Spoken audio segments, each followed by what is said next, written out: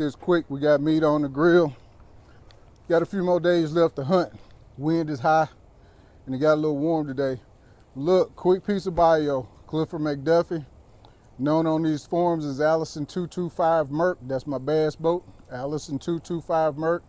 Been on there a long time, 27 years in the saddle. And my reason for wanting to do this video is not as a review. These people don't owe me nothing. There's tons of reviews out there, but what's not out there is the detail about how to use this that makes it awesome.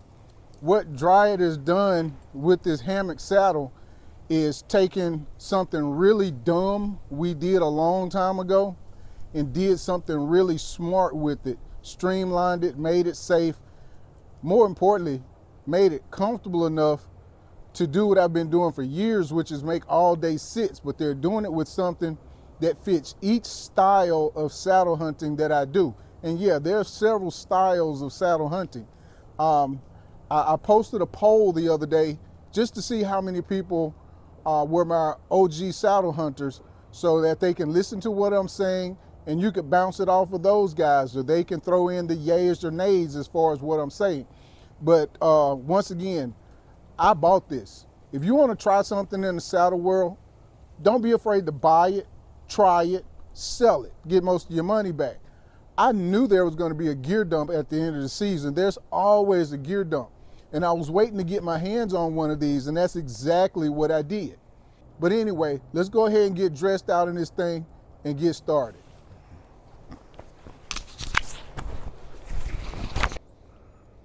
Okay, good people. All right, here I am set up on my practice tree right here in the yard. I'm on my wingman set up for one sticking. Say for instance, we've used whatever climbing method necessary to ascend the tree. I've got two systems here to simulate a hunt. I've got a girth hitched tether, as if I came up on sticks or just whatever. You could transition from an SRT, DRT over to whatever type of tether you want. The main thing about me reason for me telling you this is my saddle setup is the same regardless. My bridge has marks on it so that I know where to set my bridge height every time I'm in it. This is not a review of anything. Again, I'm making this for details. Again, go find the reviews on it. This is a detail, one very important detail that is left out on how to hunt a hammock saddle. Again, this is a throwback idea made present, made safe, made streamlined, and is made for an all-day sit if you know how to use it. Now, again, my show model for this set is my custom gear modification saddle. This is my standard. I don't like rock climbing harnesses. Nothing against Dryad, but it's just not my style. This is my style of saddle. But this, for years before the conception of them, we was hanging out in dumb stuff, but this is the safe way to do it. Okay, back on task. My bridge and my tether height are set at my comfort zone. Find yours, this one's mine. Okay, in deploying my Dryad hammock saddle, just as the instructions say, I'm going to reach into the corner on my right and pull out my corner. I always know what corner I have because I did change the bridge on it and I did some work to it to make it easier for me to operate. So in deploying it, just simply bring it around. Now keep in mind, this is always set as well. I took everything other than my bridge out just to show you what it's like. I'm going to drop that into my carabiner. I have a Persic tender on this, but I'm going to pull it tight. Okay.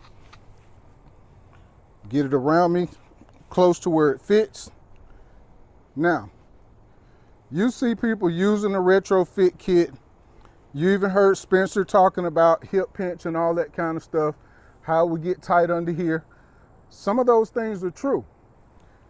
This is the key to using the retrofit, and this is also the key reason that this hammock without a saddle is so comfortable. Again, super comfortable without a saddle, but just as comfortable with this little detail right here. This is what we're going to do. I'm going to bring this saddle tension of the hammock up shorter than the tension that's on my actual bridge. That's it. It's simple as that. All I did was a weight transfer from my custom gear modification saddle down into the hammock. Now, my same seating positions and all of that stuff, they're all the same. Sitting, but with 100 times more comfort. Let me tell you why. When you're sitting just in the saddle alone, nothing against custom gear modification, they built this to my specs, but it has on its own, my standard saddle has a smidgen of hip pinch, even set at my comfort level. But that's why I chose custom gear modifications. They asked me what I wanted and I told them they built it. My Sidewinder is custom built for me. But then I add a hammock and I transfer the weight from my saddle into the hammock. So the saddle that would have inward pinch because of its bridge, now that its bridge is loose and the hammock saddle is tight, this fabric being softer allows my body shape and my body weight to push out on the saddle, lineman's loops, molly webbing, anything that's under here. Dude, I got a whole cell phone in my pocket and it's pushing outward. I don't feel it against my leg, okay? Comfort sitting. I have a back band from Custom Gear Modification. I bought one from a couple of people and I still use it because I have several styles of saddle hunting. But look, there it is, simple as that. That's comfortable. Now, you wanted to know about shooting position. Leaning, reach for your weapon. There is no getting into shooting position. You're in it, okay? Sitting, simple as that. Reach for your weapon, stand up. Now, let's say for instance, it's that time of day. And some of the guys that know me best know I'm not coming out of the woods at a particular time. And they know why. Say for instance, I go ahead and set my saddle up for absolute comfort.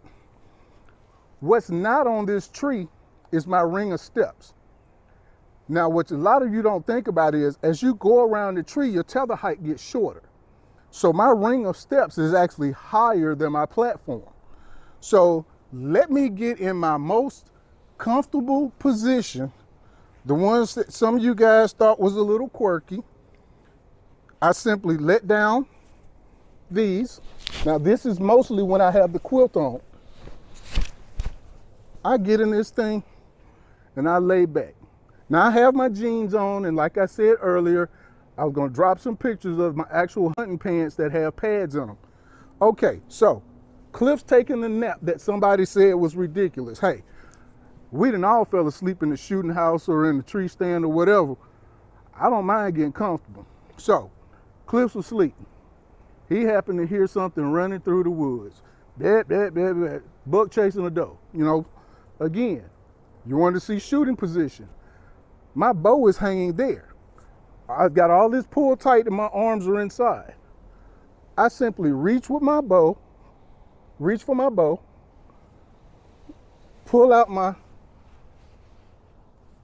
draw hand, and I'm still in position. Now I want to show you something. Simply just by bringing your arms up, this fell directly under my armpit. Now you guys talk about shooting 360. Honestly, unless you're on a naked tree, there's really no such thing as shooting 360 if you're using a tree for cover. But let's just show you your 360 again. I slipped out of my most comfortable position, have my bow, draw hand. Look how much of me is supported. You can't do that unless you do have a back band, you know, unless you do possibly have a 2-panel saddle and you've got it adjusted where it hits you way down here, but that ain't gonna happen.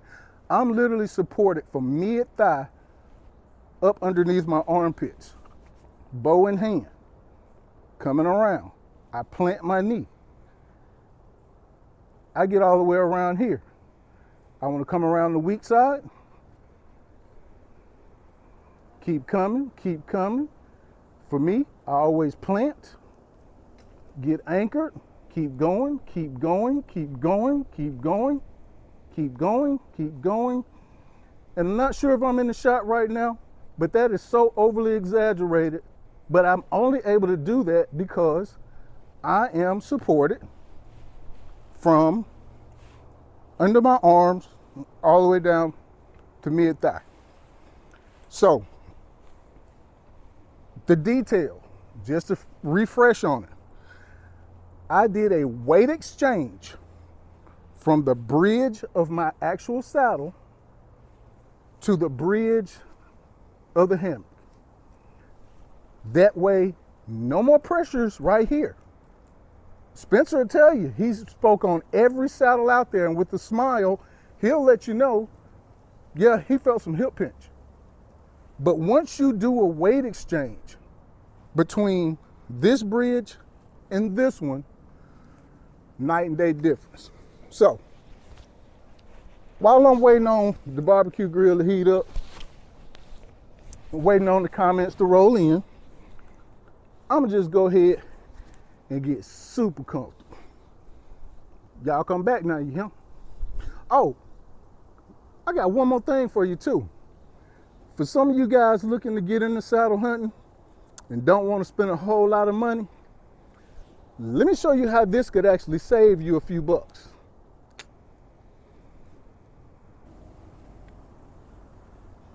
Okay, you guys, I asked you to stick around for one last thing, and you did it. Look, as you can see, I'm on my lineman's belt, all right? This is a standard harness. I can't even remember how old it is. It's been retired, but it's good enough to do this with. If you've purchased the climber, if you've purchased the lock-on, you've got one of these. This is a full restraint harness. It even got the little hangy thingy on the back. But I also added something to it. Through the lineman's belt, I ran a belt that has the Drey on it. I've got my tether set up, all right? I want you to check out something really cool. Just like in anything else, deploy the Drey from the corner, bring it over your head. Hook it up. I'm gonna go ahead and take some slack out of this bridge. Try to find a good spot. Get this lifted up a little bit.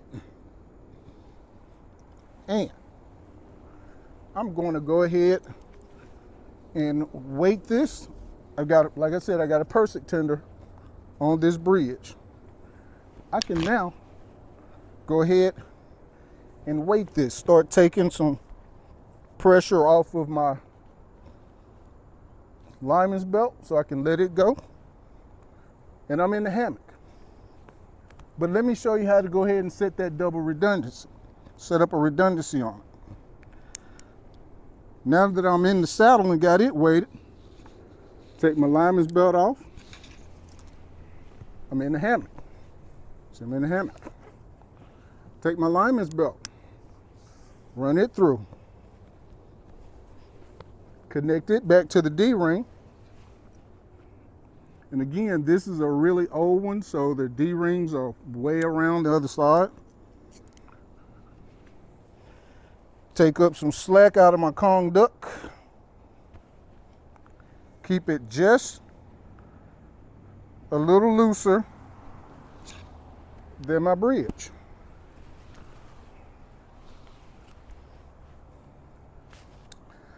I'm saddle hunting.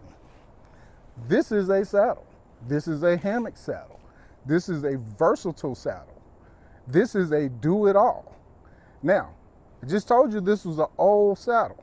I mean, an old harness. It's got metal D-rings on it. I know some people that literally tried to saddle hunt out of some of the dumbest stuff, and I was one of them. those D-rings will be digging into your waist. I don't feel a thing because this thing conforms to your body, and things that would be pressure in or pressure going the opposite direction. So, I mean, look, I've got the lineman's belt as a backup. The bridge is working.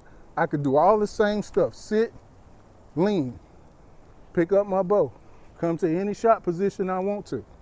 So, if you're on the fence about getting a saddle, number one, I don't care which one you get.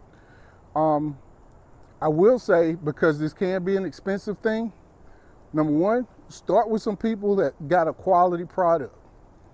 Start with some people that's got good customer service, okay? And start with some people that back up their product. They stand behind it. I'm not for every marketing machine out there, but some of them deserve the accolades that they get. Not just because they're spending money to get you to spend money, but because they got a good product. But for what I know about saddle hunting, and I'll pat myself on the back for the number of years I've been doing it safely.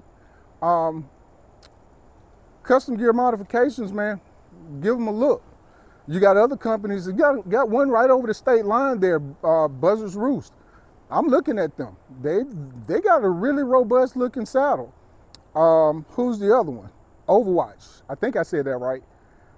I like a good, well-built, somebody that answer the damn phone saddle maker, that want to know my waist size, that wants to know my height.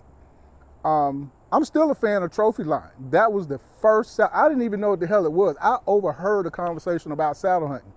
And my first saddle I found in a pawn shop.